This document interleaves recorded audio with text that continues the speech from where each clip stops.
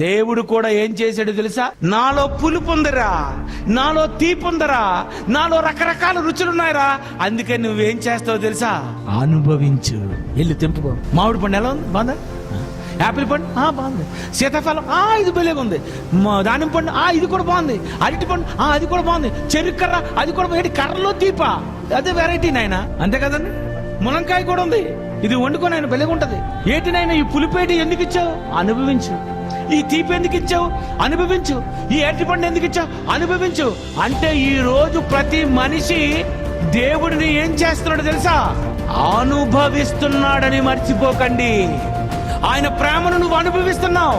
ఒక పండు తిన్నావంటే ఆ పండు ఎక్కడి నుంచి వచ్చిందో తెలుసా?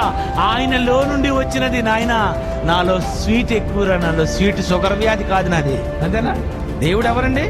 నాయన ఎంత తిండి కావాలి చెప్పు, అంత అసలే తిండి ప్రియులు కదా, భోజనం పిచ్చోళ్ళు. హైదరాబాద్ దమ్ బిర్యానీ ఇది హైదరాబాద్ అనుకున్నావు కాదు నాయన, నాది. ఆ బియ్యం నాది, ఆ మసాలా నాది, ఆ నూనె నాది, ఆ నెయ్యి నాది. నేను కలిగించితేనే హైదరాబాద్ వచ్చింది, హైదరాబాద్ లో బిర్యానీ వచ్చింది. అది ఎవరిది? నాది. అనిపించడం లేదా? మరి ఇవన్నీ దేవుడినైనా నేను ఇవ్వలేదా నీకు? నాలో ఉన్న తీపిని అనుభవించాలని తీపి చేశాను. నాలో ఉన్న పులుపు అనుభవించాలని పులుపు చేశాను. నాలో ఉన్న చేదు అనుభవించాలని చేదు చేశాను.